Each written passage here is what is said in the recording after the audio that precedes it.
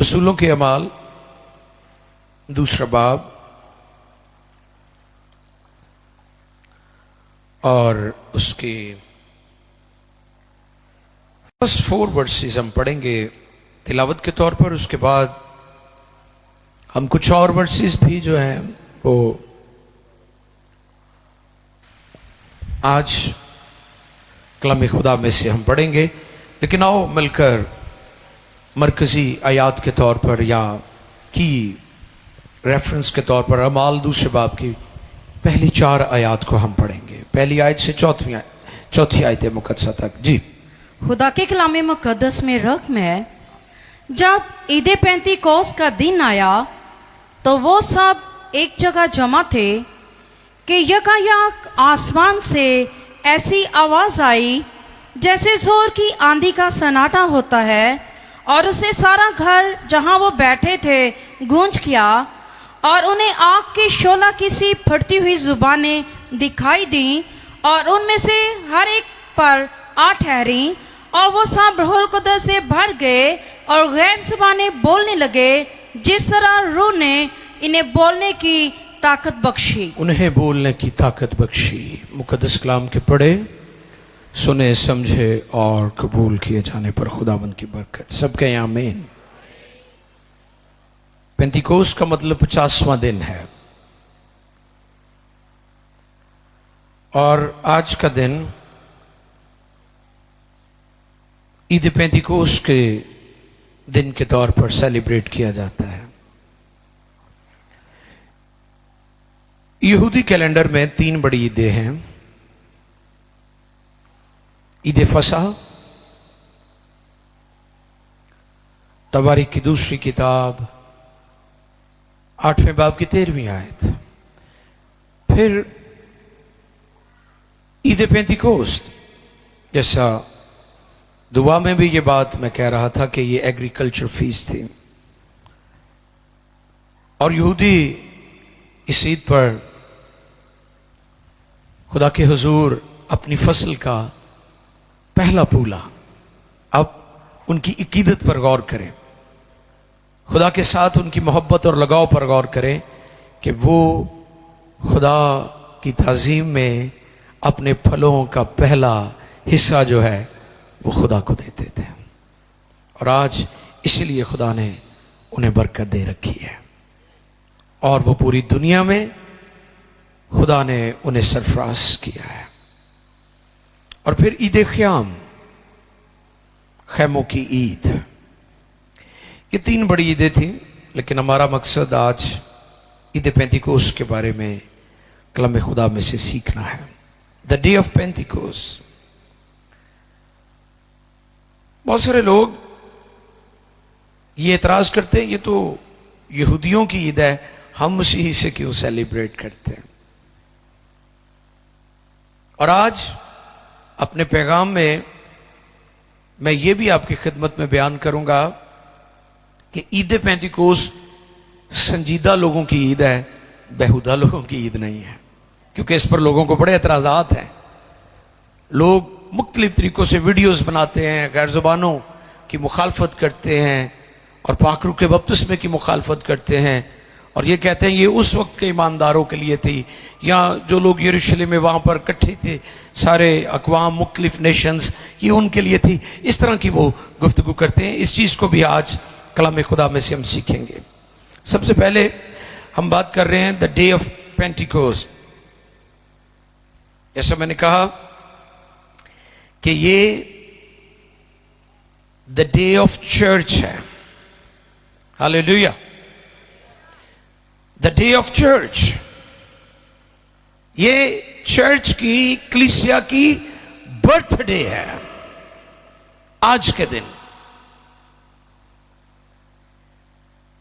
पेंतीकोस्त का दिन हमें याद दिलाता है कि चर्च को खुदा ने एक सूरत, एक शक्ल दी, ताकि वो दुनिया में खुदा की रोशनी और नूर बनकर दुनिया और कौमों को खुदा के नजदीक ला सके। The day of Pentecost, the day of church, और फिर द डे ऑफ सल्वेशन, पूरे इस चैप्टर में आप देखें बड़ा काम हुआ है वहां पर। 3,000 लोगों ने निजात पाई है। एक बड़ी फसल काटी गई है वहां पर रूहों की। इसलिए the day of Pentecost, the day of church, the day of salvation, the day of Lord, हमें हमेशा इसको याद रखने की जरूरत है। और जब ईद पेंतिकोस्त आता है तो यही हवाला दुनिया भर में ज्यादा प्रीच किया जाता है, जो भी तिलावत किया गया है। जब ईद पेंतिकोस्त का दिन आया तो वो सब एक जगह जमा थे। और तीसरी आयत में क्या लिखा है, पढ़िए जरा। और उन्हें आग के शोला की सी फटती हुई जुबानें दिखाई दी, और उनमें से हर एक पर आठ ठहरी। जुबानें दिखाई दी, जुबानें सुनाई दी जाती हैं, दिखाई नहीं दी जाती है ना, ऐसे ही समझते हैं ना। जुबानें जब आप बोलते हैं तो कहते हैं जी मैं सुन रहा हूं, तो वहां पर दिखाई देने से मुराद, आपको पता है बाइबल मुकद्दस में जितनी भी तालीमात हैं, खासतौर पर न्यू टेस्टमेंट में, वो तमसील में, अस्तारी मानों में, मेटाफोर और बहुत सारी खुदावंद यीशु मसीह ने तमसील देकर लोगों को टीच किया। इस जगह पर दिखाई देने से मुराद महसूस करना है। उन्होंने महसूस किया। और आप याद रखें, जुबानें इस तरह नहीं थी कि भी कोई आग के शोले थे और उनके सर के ऊपर ठहर गए थे, बल्कि वो जुबानें जो उन्हें दिखाई दे रही थी, महसूस हो रही थी, वो उनकी जुबान पर ठहर गई थी।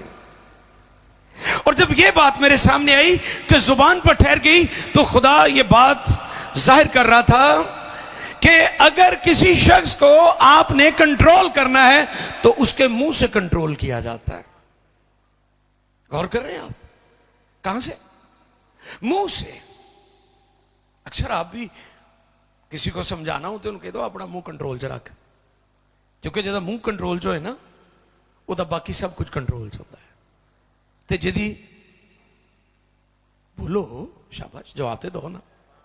हाँ, मैं कड़ी कोई फारसी या लतीनी च ताड़ना गुफ्तगू कर रहे हैं।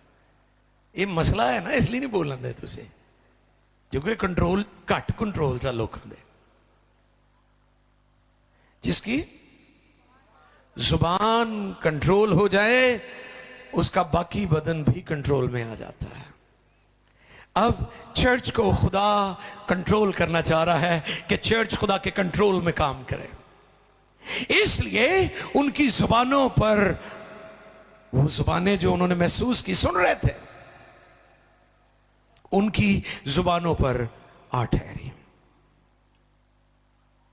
क्योंकि जब किसी को कंट्रोल किया जाता है तो उसके मुंह से कंट्रोल किया जाता है।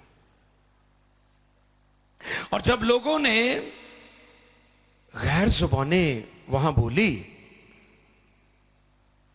तो सब सुनकर हैरान हो गए, दंग हो गए कि ये क्या हो रहा है। और मैं आज आपको यह पैगाम देना चाहता हूं, पेंतिकोस्त की इबादत खामोशी की इबादत नहीं है। आज बड़े लोग चर्चेस में जाते हैं, इबादत करते हैं, खामोश बैठे रहते हैं, लेकिन पेंतिकोस्त हमें बताता है इबादत खामोशी के साथ नहीं होती। इबादत में लोग जुबानें खोलते हैं खुदा की प्रस्तिश और इबादत के लिए। जुबानें बोली जाती हैं। खामोशी तो कब्रिस्तानों में होती है जहां पर जिंदगी नहीं है, लेकिन जिस जगह जिंदगी है वहां शोर होता है, वहां आवाजें आती हैं। तो खुदा ने चर्च को जिंदगी दी, जुबानें जारी हुई, और वो सब रुल्क से भर गए और गैर जुबानें बोलने लगे। 7वीं आयत में लिखा है सब दंग रह गए। देखिए जरा दूसरे बाब की 7वीं आयत। और सब और वो हैरान सब हैरान और सब हैरान और मुतअज्जिब होकर कहने लगे देखो देखो ये बोलने वाले क्या सब गलीली ये नहीं? हैरानी की बात थी उनके लिए कि ये क्या माजरा है। हक्के बक्के हो गए, वो अमेज्ड हो गए कि ये क्या हो रहा है। और वहां पर 2 ग्रुप थे, एक ठट्ठा करने वाले और एक सीखने वाले। आज भी ये ग्रुप्स मौजूद हैं। एक ग्रुप कौन सा है? बोले बोले मेरी बहनों बच्चों, कौन सा ग्रुप है? जिन्हें तुसी लोग है तो पता चलना चाहिए था। पहला ग्रुप कौन सा था? ठट्ठा करने वाला। और दूसरा ग्रुप सीखने वाले या संजीदा ग्रुप। सो 2 ग्रुप हो गए, संजीदा और बेहुदा। जो ठट्ठा करने वाले बेहुदा गुफ्तगू करते हैं ना, वो अच्छी बात थोड़ी करेंगे। आगे चलकर देखेंगे, उन्होंने तो यह भी इल्जाम लगाया था कि इन्होंने पीती हुई है, जिवें आजकल कौमा कहंदियां मसीही पींदे ने। उनको यह नहीं पता कि बाइबल के मुताबिक शराब हराम है। ठट्ठा करने वाले लोग, एक ग्रुप था ठट्ठा करने वालों का और दूसरा ग्रुप सीखने वालों का। और जो ठट्ठा करने वाला ग्रुप था वो क्या कहते हैं, वो 14वीं आयत हम पढ़ेंगे ताकि हमें पता चल जाए।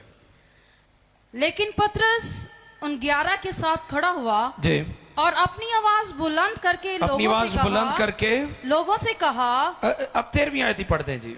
ओके। हाँ, और बाज ने ठट्ठा करके कहा कि ये तो ताजा मैं के हाँ, नशा अब में ये है। वो लोग हैं जो पेंतीकोस की इबादत को संजीदा नहीं लेते, जो पेंतीकोस की कुदरत को कबूल नहीं करते, जो पेंतीकोस के तजुर्बे को रखना नहीं चाहते। आज बहुत सारे ऐसे मसीह फिरके हैं जो पेंतीकोस की मुखालफत करते हैं। ये वो ग्रुप है जो ठट्ठा कर रहा था वहां पर। इस दिन की मौका पर जो कुछ हुआ ईद पेंतीकोस के दिन, उसकी तहकीर कर रहा था ये ग्रुप। और वो क्या कहने लगे? 13वीं आयत में क्या पढ़ा आपने?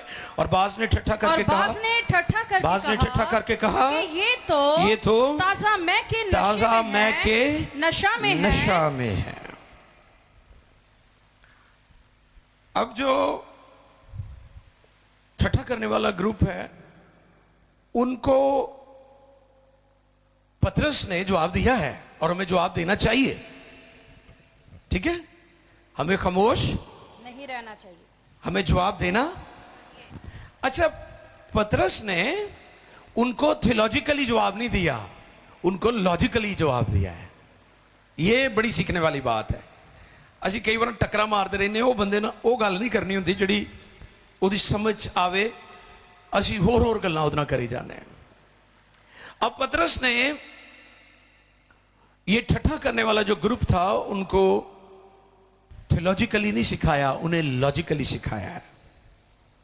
और क्या कहा पीटर ने उनको? लेकिन पतरस उन 11 के साथ खड़ा हुआ और अपनी आवाज बुलंद करके लोगों से कहा कि ऐ यहूदियों, ऐ यरूशलेम के सब रहने वालों, ये जान लो और कान लगाकर मेरी बातें सुनो कि जैसा तुम ये समझते हो, ये नशा में नहीं, क्योंकि अभी तो पहर ही दिन चढ़ा है। ये लॉजिकली जवाब था। लॉजिकली क्या था? पहर ही दिन, यहूदियों में 4 पहर का दिन होता था। कितने? एक पहर 3 घंटे का होता था। सुबह 6 बजे से लेकर 9 बजे तक पहला पहर। कौन सा पहर? और 9 बजे से 12 बजे तक दूसरा पहर, जो रोटी खाई दी है। कई तो 1 बजे नाश्ता कर देना। ये उन्हां लई नहीं मैं कह रहा, ਜਿਹੜੇ वाकई खुदा दे बनाए हुए निजाम दे नाल जा रहे, मैं उन्हां दी गल कर रहा। बाकी तो फिर अपनी मर्जी है, जो मर्जी करो। ब्लड प्रैशर उत्ते जाए तो भावें थले आवे, वो तो फिर तुहाडे खाण पीण नाल ही होना है ना। पहला पहर कहां से शुरू होता? 6 से। ये 9 बजे की बात है। आसिफ भाई को कल किसी ने मैसेज किया कि पाकुड़ किहड़े टाइम नाजुल होया सी, असीं दुआ च ठहरना है। यह उन्हों का जवाब है, सुबह 9 बजे। आ गई समझ? अभी तो पहला पहर है। उन्हें आख्या हले तो सुबह के 9 बजे हुए ने, ते जिहड़े पीण पवाण वाले उन्होंने तो रात के टाइम स्टोरी शुरू होती है। वो तो रात को उठते हैं, फिर रात को महफिल चलदियां ने। ये ठट्ठा करने वाला ग्रुप था। उनको पतरस ने थियोलॉजिकली टर्म नहीं इस्तेमाल की, उनको लॉजिकली बात समझाई है, लॉजिक पेश की है कि अभी तो पहला पहर है, अभी तो दिन चढ़ा है। उनको यह जवाब दिया। और जो थियोलॉजिकली लोग थे उनको क्या जवाब दिया? पढ़े, आगे पढ़े जी। ये उनके लिए जवाब था। बल्कि ये वो बात है जो योएल नबी की मार्फत कही गई कि खुदा फरमाता है कि आखिरी दिनों में ऐसा होगा कि मैं अपने रूह में से हर बशर पर डालूंगा, और तुम्हारे बेटे और तुम्हारी बेटियां नबूवत करेंगी, और तुम्हारे जवान रोया और तुम्हारे बुढ़े ख्वाब देखेंगे। बल्कि मैं अपने बंदों और बंदियों पर भी उन दिनों में अपने रूह में से डालूंगा, और वो नबूवत करेंगी, और मैं ऊपर आसमान पर अजीब काम और नीचे जमीन पर निशानियां यानी खून और आग और धुएं का बादल दिखाऊंगा। सूरज तारीख और चांद खून हो जाएगा। पेशतर इससे के थैंक यू, बहुत शुक्रिया। ये थियोलॉजिकली जवाब था जो सीखना चाहते थे। और मैं हमेशा जो सीखना चाहते हैं मैं उनकी मदद करता हूं। मैं बेहुदा लोगों के साथ वक्त जाया नहीं करता हूं। अक्सर लोग मैसेजेस पर अजीब अजीब कमेंट्स करते हैं, मैं बिल्कुल उनको इग्नोर करता हूं। मुझे पता है कि हमें लोगों की किस तरह मदद और रहनुमाई करनी है। यस, पतरस ने वहां पर जो 2 ग्रुप थे दोनों को जवाब दिया। एक ग्रुप को जवाब दिया लॉजिकली कि अभी पहला पहर है, सुबह ही है, दिन चढ़ा है। और फिर दूसरे ग्रुप को कहा कि ये ऐसे ही नहीं हो गया, हम बालाखाना में ऐसे ही नहीं रुके हुए, हम ऐसे ही 10 दिन तक नहीं बैठे रहे। क्योंकि जब हम कलाम खुदा को पढ़ते हैं तो सबसे पहले रुल्कुस के नजूल की जो दरखास्त है वो मूसा ने की थी, मूसा नबी ने। मूसा क्या कहते हैं? काश कि सब नबी होते हैं। हार्ट डिजायर थी ना मूसा की खुदा के हुजूर। और खुदा का रूह सब पर नाज़िल होता। हालेलुया। ये डिजायर थी, क्योंकि पुराना अहदनामा में बताता है कि खुदा का रूह मखसूस लोगों पर थोड़े वक्त के लिए नाज़िल होता था। यानी खुदा का रूह नबियों पर नाज़िल होता, खुदा का रूह बादशाहों पर भी समटाइम्स उनके साथ बोलता था, और काहिनों के ऊपर भी। लेकिन वो आता था फिर चला जाता था। मूसा ने अपनी ख्वाहिश और डिजायर खुदा के हुजूर रखी कि मैं खुदा चाहता हूं कि ऐसा हो। और फिर यसाया ने भी नबूवत की कि वो उनसे बेगाना जुबान में बातें करेगा। हालेलुया। और फिर योएल ने भी नबूवत की कि आखिर जमाना में लोगों ने इस पैगाम को सुना तो वो क्या कहते हैं? 37वीं आयत, दूसरे बाब की 37वीं आयत।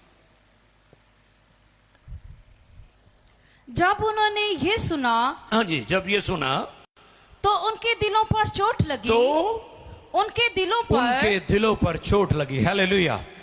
जड़ा बंदा सीखना चाहे, संजीदा होए, कलाम नू कबूल करने लिए तैयार होए, खुदा दा कलाम उन्हां दी जिंदगी च असर जरूर करता है।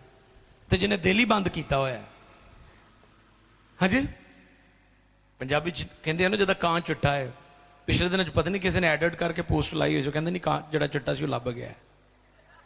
आजकल चीटिंग भी तो बड़ी है ना, वो फिल्टर ला के फोटो लाई होंगे, कहते है तो बड़ी शैब है, वो जो ओरिजिनल पता लग गया वो कहते डर लगन दिया है।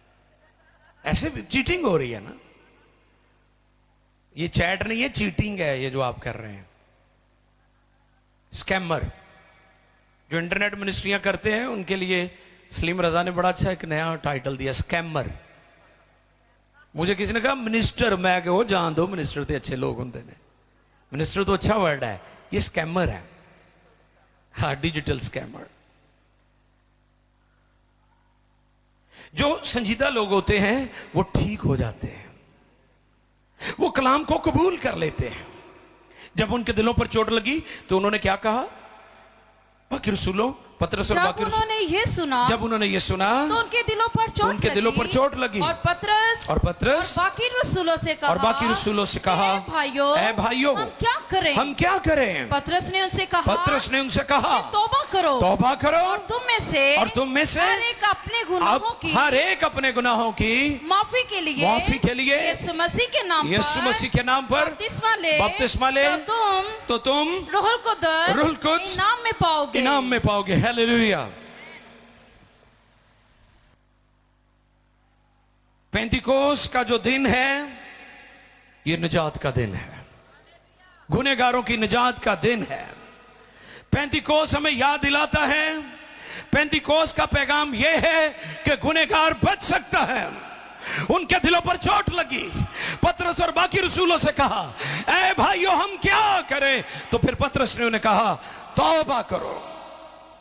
पेंतिकोस का पैगाम तौबा का पैगाम है, पेंतिकोस का पैगाम निजात का पैगाम है, और पेंतिकोस का पैगाम रूहुल कुद्स की मामूरी का पैगाम है, रूहुल कुद्स पाने का पैगाम है, रूहुल कुद्स से मामूर होने का पैगाम है, रूहुल कुद्स की मामूरी में चलने का पैगाम है।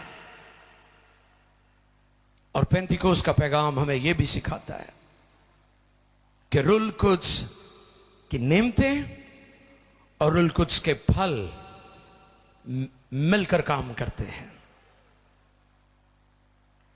कई लोगों के पास सिर्फ रूहुल कुद्स की नेमतें और उसी से वो खुश होते रहते हैं। रूहुल कुद्स की 9 नेमतें और 9 फल हैं, एक फल और उसकी तासीरें, ये भी हम सीखते हैं।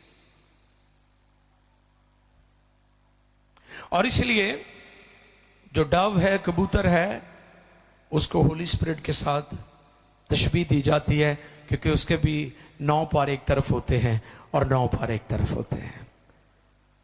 सो ये रूहुल कुद्स की 9 नेमतें और उसके 9 फलों की तरफ भी इशारा है।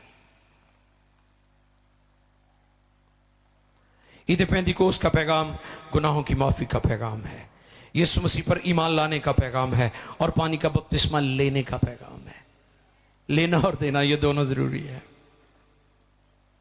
और मैंने पिछले मैसेजेस में ये बात बताई थी कि पानी के बपतिस्मे का भी हुक्म है और रूहुल कुद्स के बपतिस्मे का भी हुक्म हमें मिला है। ये ऑप्शनल नहीं है, ये आपका चुनाव या आपका इंतखाब नहीं है।